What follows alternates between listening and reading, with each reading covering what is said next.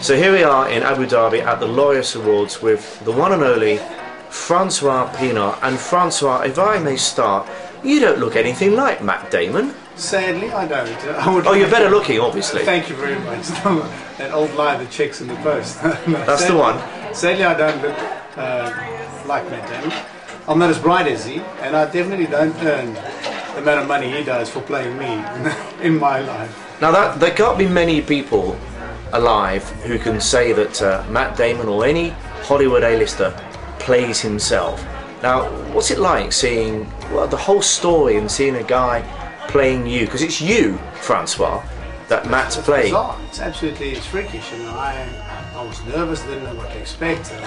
But once I got to know him, once I got to meet him as a bloke, and we spent time together having a glass of red wine, we went training, we went running, we went cycling together, we did a charity cycle race, and just to get into his psyche, how he loves his family and the way he operates. He's just a very, very nice guy. And that, to me, it was incredibly flattering when the news broke that Matt Damon is playing Francois Pienaar. You can imagine. Is he coming to dinner?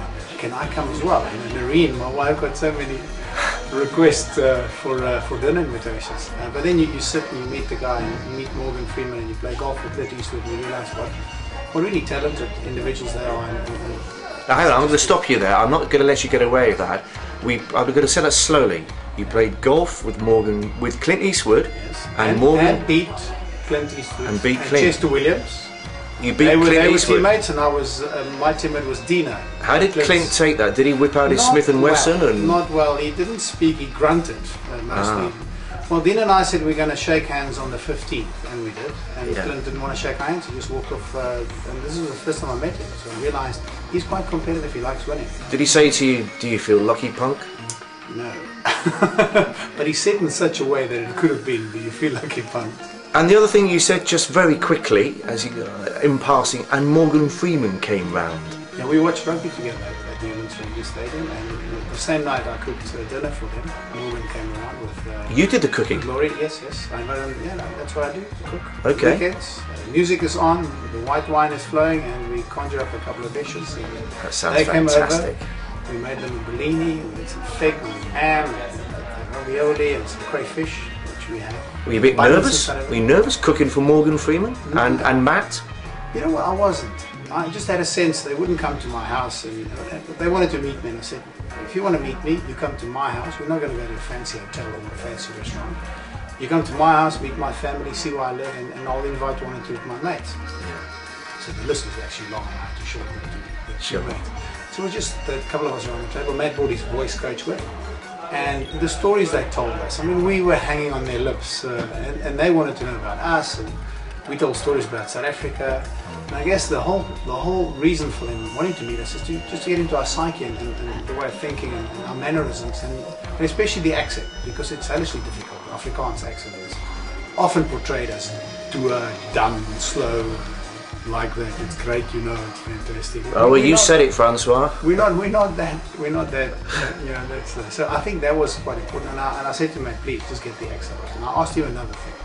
I said to him in the final, you know, when I looked at the photograph of me hoisting the cup, it's the shorts. My shorts are almost on my chest. Can you just lower them, please? He did it, did he? He did it slightly. A little bit. He tried, yeah. That's true.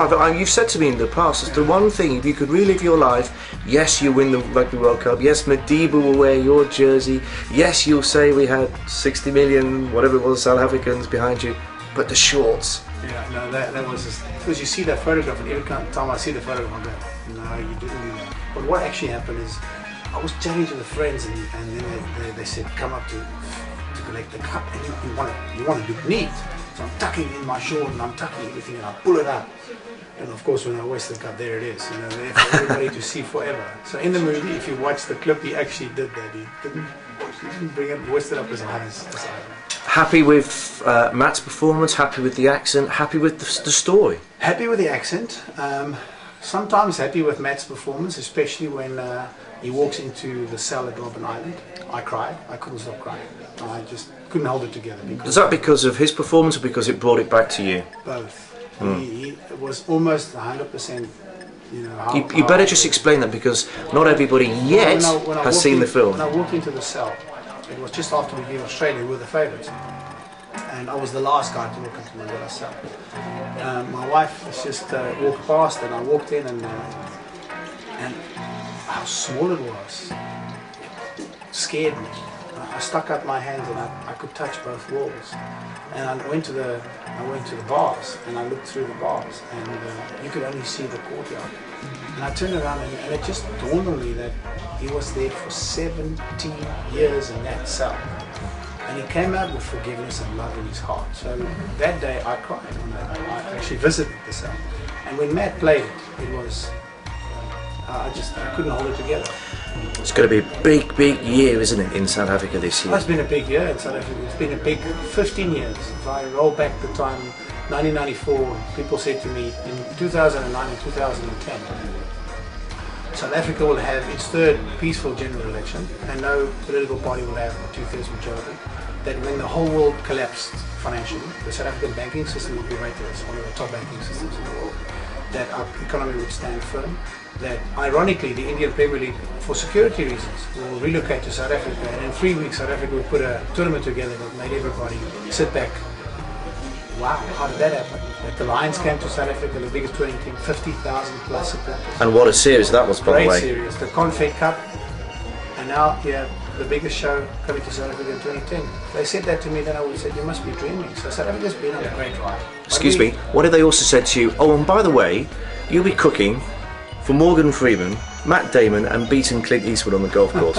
What would you say? That would be the point where you actually say, oh, I get it, it's a dream. It is.